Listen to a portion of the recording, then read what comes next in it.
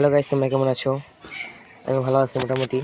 তো আজকে তোমাদের দেখাবো, এই দেখো এই গাছটা কি পরিমাণ পেঁপে হয়েছে। তো পেঁপের পরিমাণটা দেখতে পাচ্ছ, ওইখানে আরো দুইটা গাছ আছে। তো আজকে তোমাদের মন চাইলে তো দেখাই আমাদের মাছের সেট আপটা। তো এটা আমার প্রথম মাছের সেট আপ। তো এখানে কিছু গাছ দিয়ে রাখছি, প্লান্টস।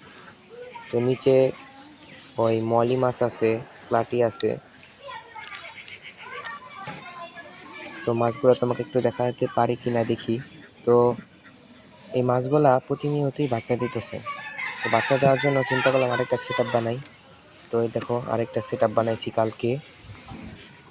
সেট আপটার ভিতরে মাছের বাচ্চা আছে অনেক পরিমাণে। তো আলোর কারণে কিছুই দেখা যায় না, ঠিক আছে?